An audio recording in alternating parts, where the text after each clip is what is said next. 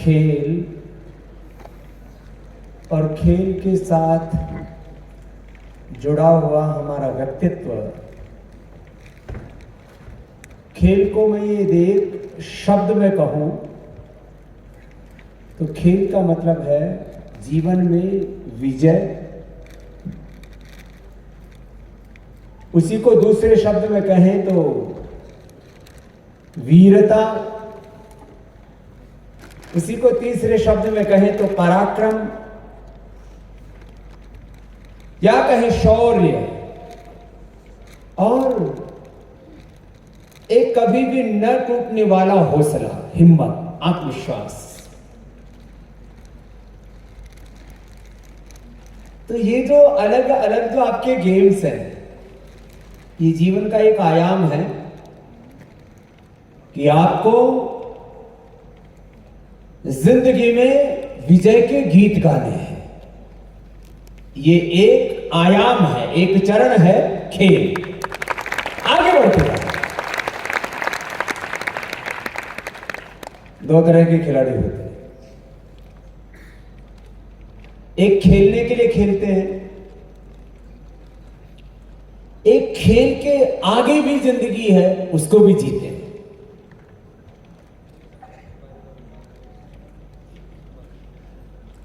आप खेल में तो विजयी हो ही, क्योंकि मैं इसलिए कह रहा हूं आज इस वैश्विक परिप्रेक्ष्य में खेल भी कुछ लोगों का प्रोफेशन भी हो जाता है, कुछ लोगों की जिंदगी केवल खेल पर ही केंद्रित हो जाती है। मैं उसको भी अच्छा मानता हूं,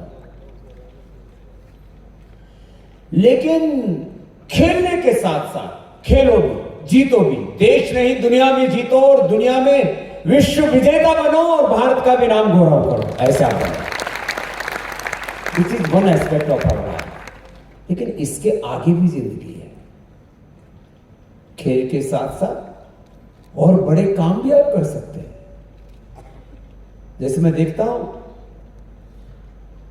कुछ लोग कॉलेज लाइफ तक खूब खेलते हैं, ऐसे एग्जाम्पल्स हैं पूरे वर्ल्ड में। देश का प्रतिनिधित्व करते हैं और दुनिया में विश्व विजेता भी बनकर के उभरते हैं। लेकिन आप खेल कितनी उम्र तक खेलोगे? 35? कुछ खेल ज्यादा से ज्यादा 40। जिंदगी तो और आगे पड़ी है 40 साल की, उसमें क्या करोगे? इसलिए खेलना भी है और खेलने के बाद भी जिंदगी में हमेशा विजयी बनकर के रहना है, ऐसा हौसला रखना। किसी न किसी प्रोफेशन में, पॉलिटिक्स में आ जाओ, सोशल वर्क में आ जाओ, खेलों को प्रोत्साहन देने में आ जाओ, एग्रीकल्चर में, इंडस्ट्री में। कुछ लोगों में एक भ्रांत अवधारणा है, एक कुंठा है कि खिलाड़ी केवल खेल सकता है। नहीं। और कुछ लोग कहते हैं मैं केवल खेलता हूं। केवल खेलना कभी नहीं होता है, उसके पहले भी, उसके बाद भी, उसके दाएं बाएं भी जिंदगी के बाद से आयाम है, वो खुले रहने चाहिए। एक बात थोड़ी सीख की कहता हूं। मेरा उस दिन मन कर रहा था कि मैं इनकी फोटो खींच करके और ट्वीट कर दूं और वायरल कर दूं, लेकिन फिर मैंने सोचा इसमें बहुत से और दुश्मन तैयार हो जाएंगे। उत्तराखंड में ही 3 दिन पहले की बात है, 3-4 दिन पहले मैं मुंबई से आया और वाइन की दुकान पे भीड़ लगी पड़ी। पहली बार मैंने देखा, एक वाइन की शॉप खुली है वहां। तो मैंने वहां 1-2 आदमी तो कभी देखे। मैंने अचानक पूछा अपने सिक्योरिटी गार्ड आदि से, मैंने कहा भाई ये आज इतनी भीड़ कैसे लगी है? बोले देहरादून में खेल हो रहा है और वहां रिटायर्ड क्रिकेटर्स खेलने जा रहे हैं और कम से कम 50 वहां दारू खरीदने में लगे। मैं ऐसे खिलाड़ी बच्चों आपको नहीं देखना चाहता।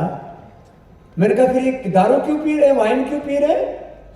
कुछ तो वही खोल के लग गए, कुछ साथ में रह गए। बोला फिर रिटायर हो गए, वाइन पीते हैं, दारू पीते हैं और बस कहीं एक आधी जगह बुला लेते हैं, चले जाते हैं। बच्चों ऐसे खिलाड़ी कभी मत बनना।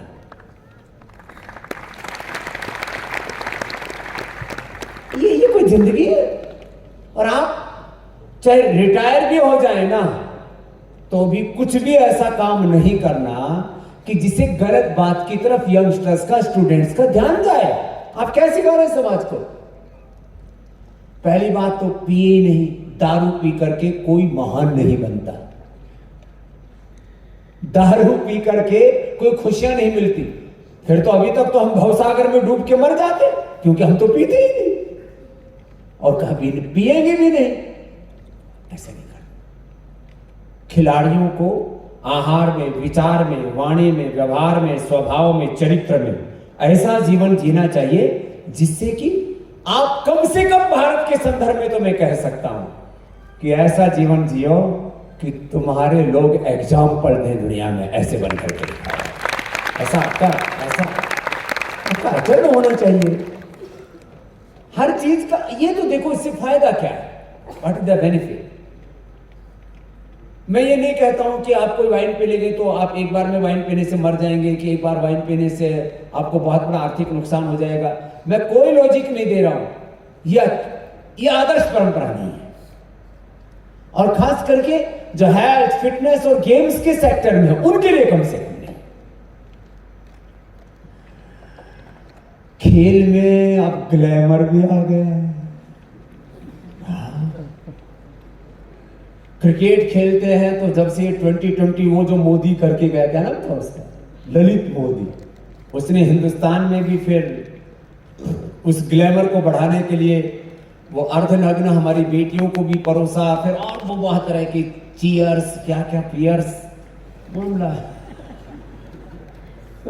फिर वो भी कहीं जहन्नुम में पड़ा है अभी। लेकिन ग्लैमर होगा। ग्लैमर कहां नहीं है? ग्लैमर क्या मोदी जी में नहीं है? मोदी जी में आज दुनिया का सबसे बड़ा ग्लैमर है। और जब से पुतिन और मोदी की वार्ता हुई उसके बाद तो और ज्यादा बढ़ गया। अब तो अमेरिका वाले भी कह रहे हैं कि भाई एक कमेटी बना दी है, उसमें मैंने कल ही मैं देख रहा था कि उसमें जो है पोप भी है, मोदी जी भी, और 4-5 लोगों की कमेटी बना दी कि आप लोग जाकर के ये यूक्रेन और रशिया का युद्ध रुकवाओ।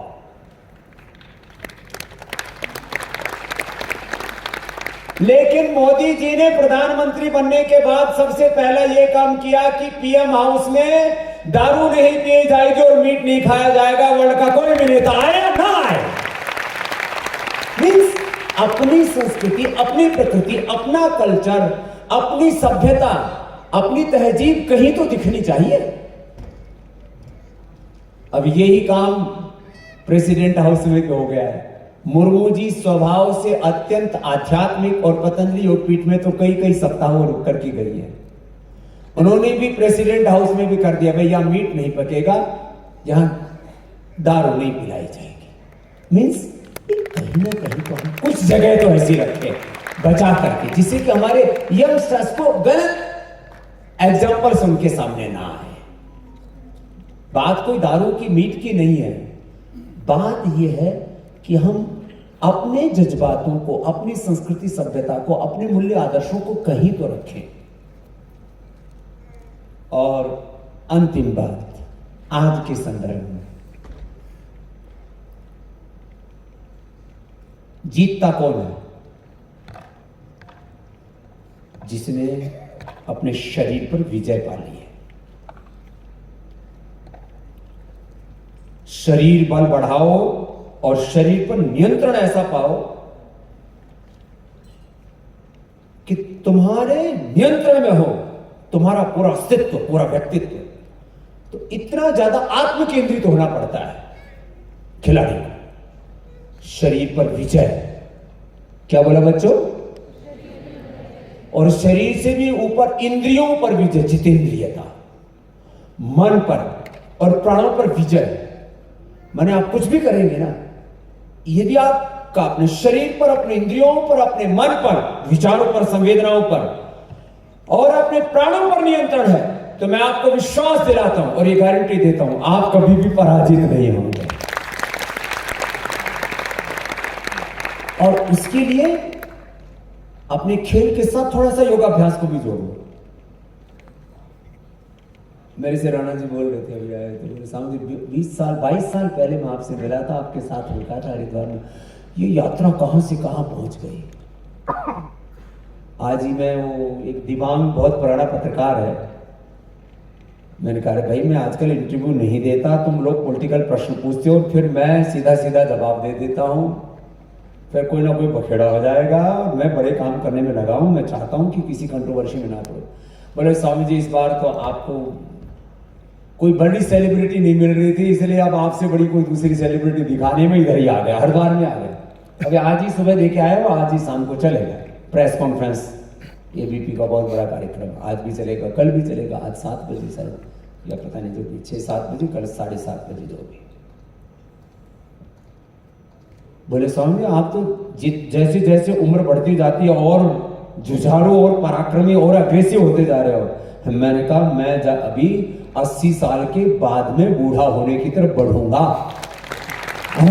ये क्या मतलब हुआ कि मैं 50 पार कर लिया तो तुमने मुझे वरिष्ठ नागरिक की श्रेणी में डाल दिया और मार्गदर्शक मंडल में कभी सम्मिलित होने वाला नहीं, सदा एक्टिव रहूंगा। क्यों कह रहा हूं इस बात को? इसके लिए ना आपको एक बहुत अनुशासित जीवन जीना पड़ता है। बस क्या बोला अंग्रेजी में? Discipline life. एकदम बहुत मजबूत बच्चे।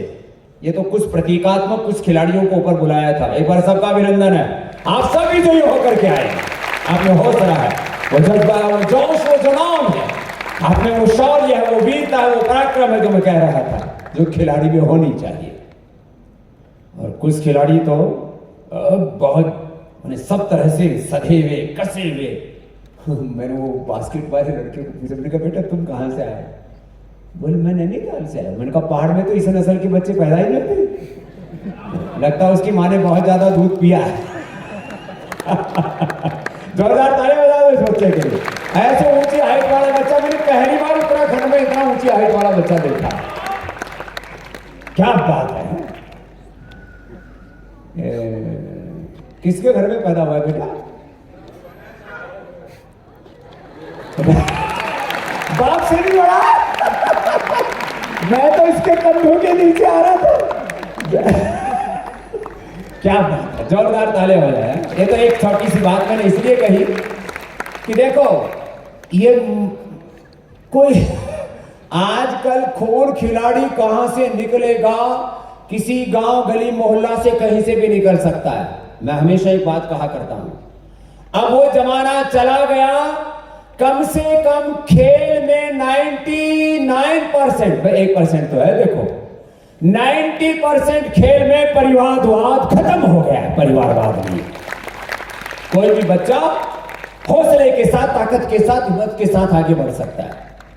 खेल में खत्म हो गया, राजनीति में मोदी जी ने खत्म कर दी परिवारवाद की ऐसी कैसी। धर्म और अध्यात्म में जातिवाद, परिवारवाद और फलाना ढिकड़ावाद, सारे वाद विवाद स्वामी रामदेव के आने के बाद खत्म हो गए। ना जातिवाद, ना कोई प्रांतवाद, ना कोई और साम्राज्यवाद और पूंजीवाद की तो हमने जड़ें खोदी और किया ही क्या हमने। कुछ बच्चों बात समझ में आई? भारत की आजादी के बाद कुछ नई घटनाएं हुई हैं। बड़े बड़े राजवंश खत्म हो गए, 565 रियासतें एक झटके में खत्म। अब कोई भी देश का राजा हो सकता है। अब अलग अलग क्षेत्रों में कोई भी हो, मीडिया हो, सिविल सर्विसेज हो, सिंह साहब बैठे हैं, मैं इनके गांव में गया हूं, ये भी हमारी तरह से एक साधारण से परिवार से आए। मैं थोड़ी जमीन थारे पास ज्यादा थी सर, मैंने पूछा सर सिंह साहब आपके घर में जमीन कितनी थी? तो हमारे फादर से इनके फादर के पास ज्यादा, थोड़ी सी जमीन ज्यादा थी। बाकी गांव की हालत वही टूटी फूटी सड़कें, वही छोटा सा स्कूल, वही साइकिल पे जा करके, ये साइकिल थी ना,